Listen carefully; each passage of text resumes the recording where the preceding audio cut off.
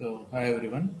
So, in our last presentation session, I started with how you can fetch attributes of a particular file and what are all the permissions that is associated with respect to a file. There were 7 major attributes with respect to a file. So, in order to obtain the information related to a file, the command you are using is ls command. That is, if you are in a particular directory, so in order to list all the files present in that particular directory. So present working directory in that particular present working directory, if you want to list all the files present in that particular directory, the command we were using is ls command. So ls is the command which is used to obtain all the list of file name present in the current working directory. So whenever your ls command is fetching all the files present in the current directory, it will make use of the files inode. So with the help of file inode, it will also fetch the attributes of a particular file. So there were 7 major attributes that were present with a particular file. Those 7 major attributes are as listed below. The first one is file type, whether it is an ordinary file or it is a directory file. If it is an ordinary file, it will just be a minus sign. If it is a directory file, so in that particular place, you'll be getting a character called as D. Then the permission, as I had already explained, when a file is getting created, there will be 3 major categories for that particular file. That is the owner or user of the file. The person who creates the file is called as the owner or user of the file. Then that particular file will be shared among different team members. All those team members will come under the category of group. So any other individual who is different from your user and group, those will come under the category of others. So these are the 3 major category when a file gets created, that is user, group and others. For all these 3 major category of user, we can have different set of permissions. I had already explained in the previous session, there can be 3 major permissions: read, write and execute. So for these 3 category of users, that is user, group and others, you can have different set of permission for each category of users. The next attributes is links. That indicates the number of references to that particular file you are creating. So once you create a file, that file can be referenced somewhere. So how many number of reference you are having to this particular file being created, that will be mentioned in the links attribute. Next is ownership. The person who created the file, that person's names will come under the ownership attribute. And the next attribute is group ownership. What is group ownership? So when a file gets created, there will be some group name that will be allocated to all the team members who are accessing that particular file. That name is called as group ownership. The 5th attribute is file size. So that will be shown in terms of bytes. What is the actual file size you are creating? That will be shown under file size attribute. The next attribute is when you last modified your file. The last modification date and time, that will be showed in this particular attribute. And the last attribute will be the file name itself. So these were the 7 major attributes that you will be getting whenever you are using your ls command with the option -l. So once you use your ls command with the option -l, it will display all the files present in the current working directory along with their attributes. There will be 7 major attributes for each of the file. All those attributes for all the files will get displayed as shown here. So as you can see here, this is an ordinary file since it is a -n. If it was a directory file, that will be shown as D as shown here. So the first 3 permission is for the first category of user, that is the owner. The next 3 will be for group. The next 3 will be for others. This I had already explained in the previous presentation session. We shall just have a quick recap. Then we can move to the next content. So this is the number of links. This is the owner who created the file, group ownership, the file size, last modified date and time, the file name itself. So apart from listing all the files present in the current working directory, you can also obtain the attributes of subdirectories present in a current working directory. So in order to obtain the attributes of subdirectory, you need to add -d along with -l. So here the command you need to use is ls command along with the option -ld. So this will list all the subdirectories present inside the directory help directory and procs. So in help directory and procs, what are all the subdirectories which are present? All those subdirectories will be listed along with the respective attributes. This is how you can list directory attributes. So in order to list the file attributes, the option to use is -l. In order to list your directory attributes, the option to use is -ld. This I had already explained in the previous presentation session. So in this particular presentation session, we shall try to cover one important topic, that is the extension of the previous presentation session, that is file permission. So in our last presentation session, we covered file attributes. So in this presentation session, we will cover file permission. As I had already explained, there were three major category of users when a file gets created, that is user, group and others. Each category of user will be having different permission. So what are all those permission each category of users will be having? Can we change those permission? If we can change those permission, what are all the different ways in which we can change those permission? Those are all the things we shall see in this particular presentation session. So before going into file permission, we shall cover one small topic, that is file ownership. As I had already explained, the person who creates the file, he will become a owner. That is what has been stated here. When you create a file, you become its owner. But that same particular file will be accessed by several users. Those users will belong to the same group. So the privileges of that particular group will be set by the owner of the file. What are all the permissions you can give to group? What are all the permission you can give to others category? Those set of permissions will be set by the owner of the file, not by the group members. The person who creates the file, he will be solely responsible for setting the permission for the other two categories, that is group and others. So whenever a system administrator, so the person with root login, that is a super user, you will be using the super user name and super user password. That system administrator, when he creates a user account, he has to assign user IDs to the person who are logging in later. So that person will act as a system administrator. So the other persons who will be logging in after the system administrator has joined, for all those other users, the system administrator needs to allocate an user ID for them. And also for to which particular group those all users will belong. So that group ID should also be allocated by the system administrator. So in this particular case, the system administrator will be the owner, the person who created the file.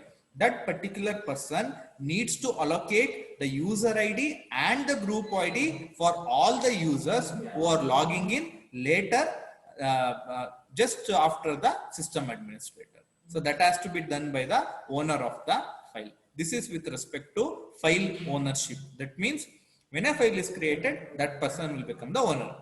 So all other person who are trying to access this particular file will belong to a group. So for all those users, an user ID needs to be allocated, and also a group ID needs to be given by the system administrator, who is nothing but the owner in this particular case. So this was the small topic after file attributes. Now we shall try to proceed with the major topic, that is file permission.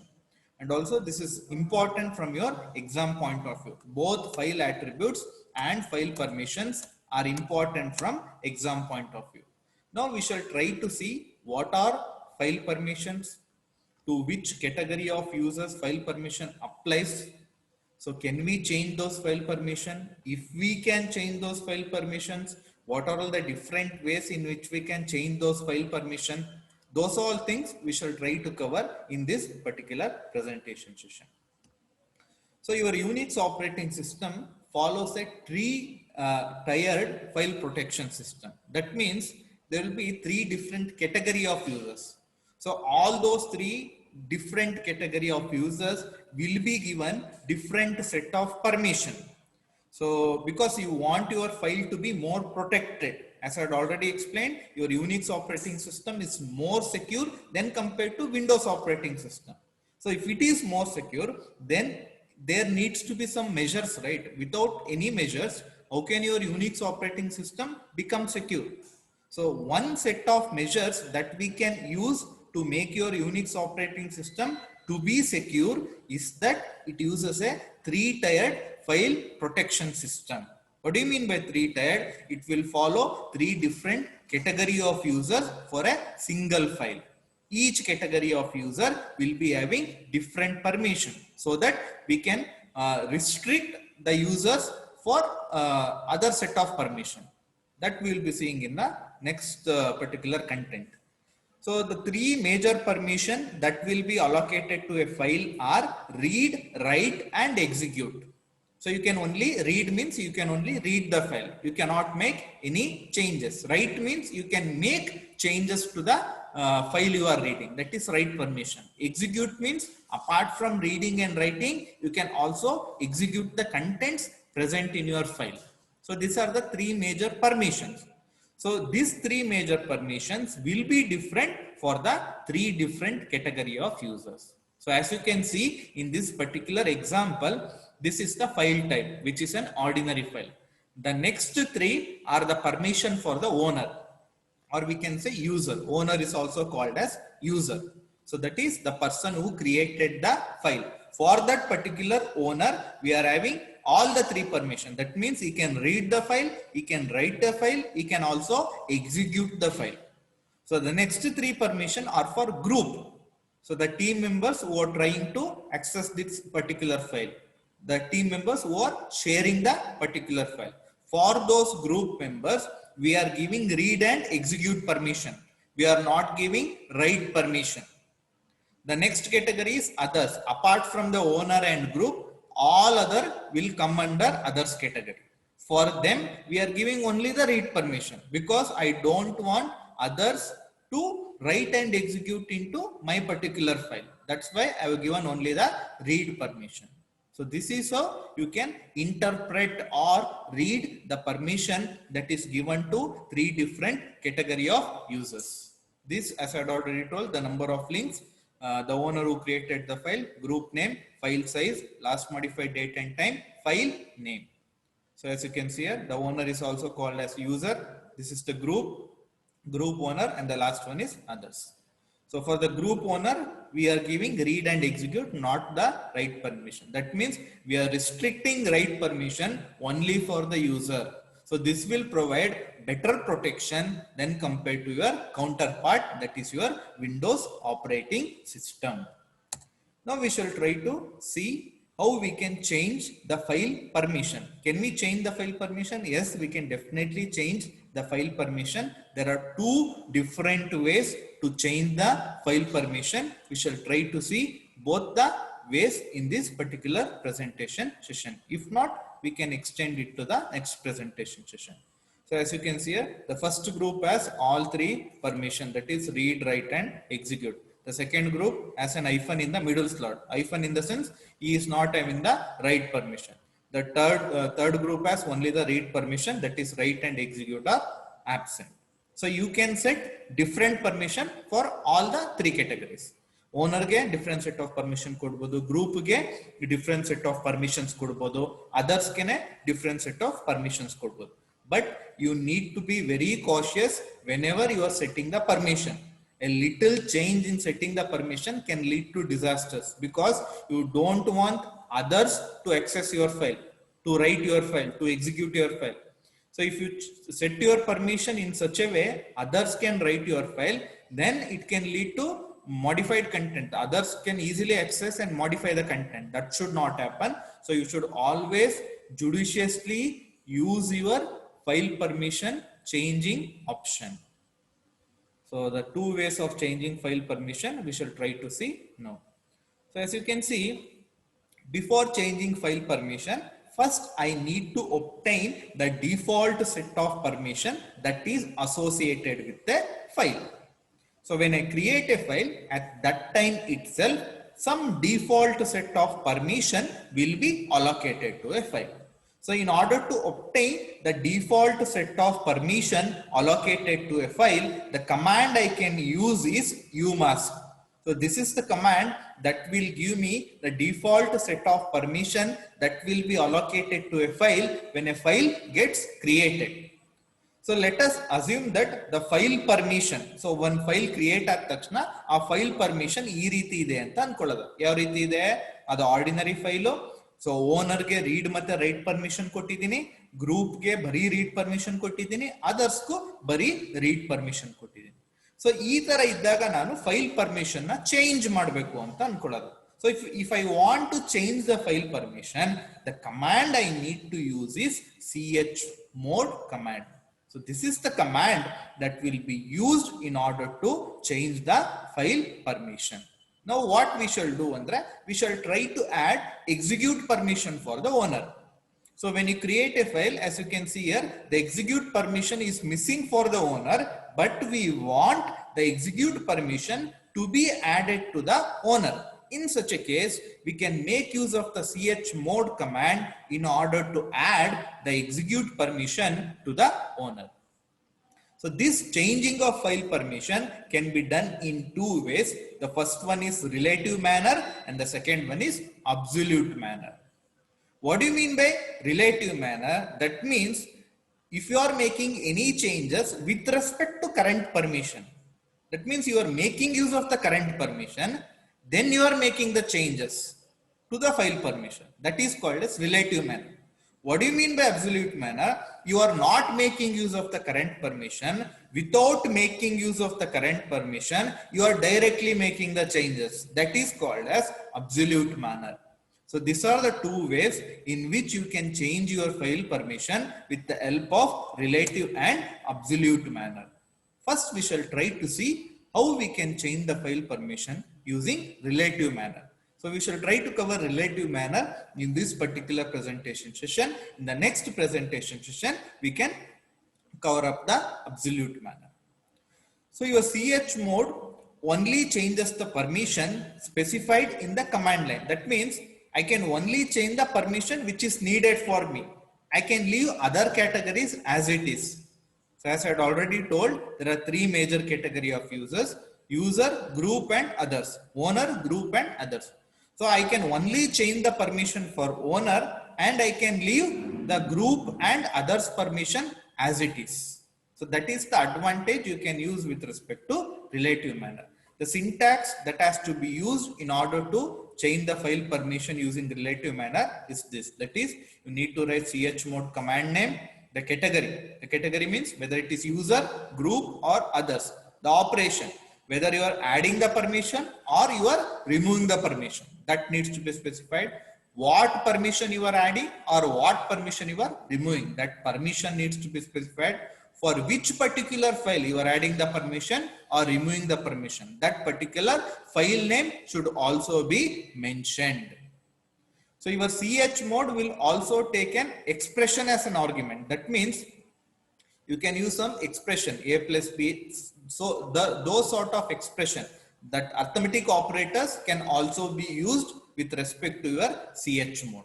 Now we shall try to understand how you can change the file permission in relative manner with the help of an example. Then you will get a clear or better picture. The user category, there are three major user category: user, group and others.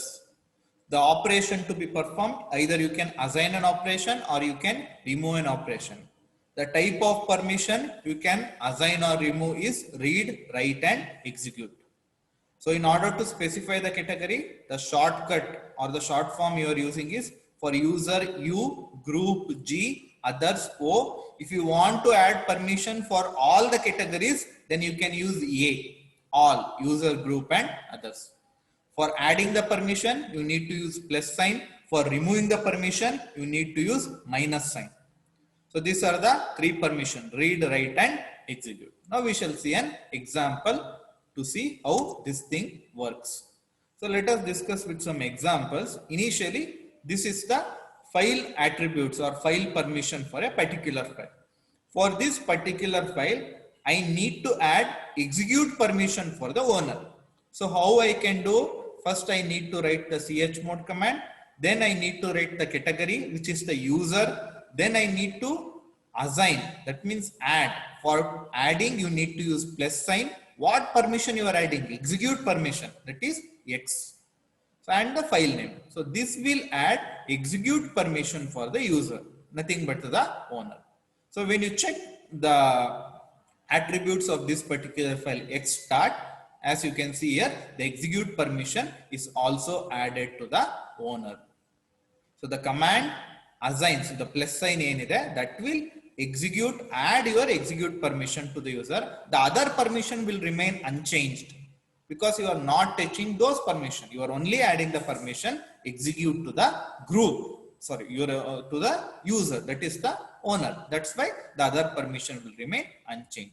Suppose if you want to add execute permission to all the three categories, that means user, group and others. ಎಲ್ಲಾರ್ಗು ನೀವು execute permission add ಮಾಡಬೇಕು ಅಂದ್ರೆ then you can use the command in this particular manner. User, group, others ಮೂರು ಜನಕ್ಕೂ plus x ನ ಸೇರಿಸ್ತೀರಾ. ನನ್ ಮೂರು user group others ಅಂತ ಬರೆಯಕ್ಕೆ ಇಷ್ಟ ಇಲ್ಲ ಅಂದ್ರೆ you can write simply a indicates all the three category of users. User, group, others ಮೂರು ಜನಕ್ಕೂ ಎಕ್ಸಿಕ್ಯೂಟ್ ಪರ್ಮಿಷನ್ ನ ಆಡ್ ಮಾಡುವಂತ. Otherwise you can simply write plus x. This also will add execute permission to all the three category of user. As you can see here, this particular command has added execute permission to all the three category of users. Your chmod will also accept multiple file lines in a single command line. Suppose if there are two files, if there are three files which does not have execute permission for the user.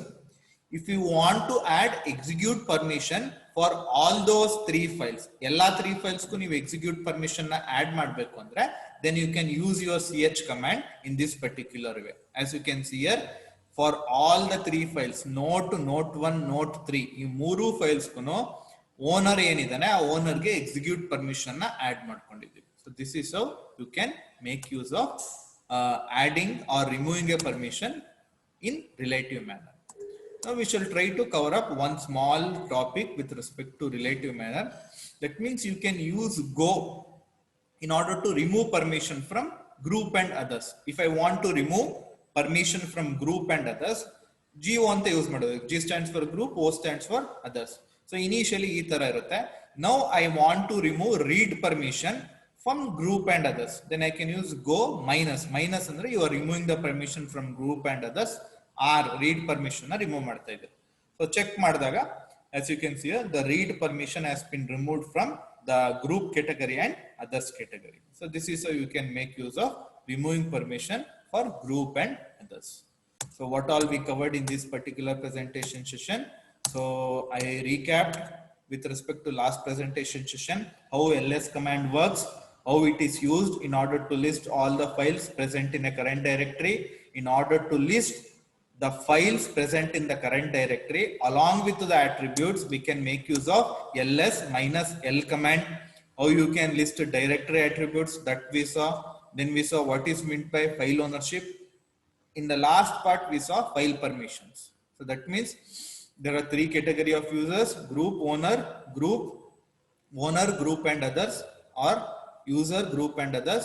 Each category of users will be having different permission. We saw the default set of permission using the umask method.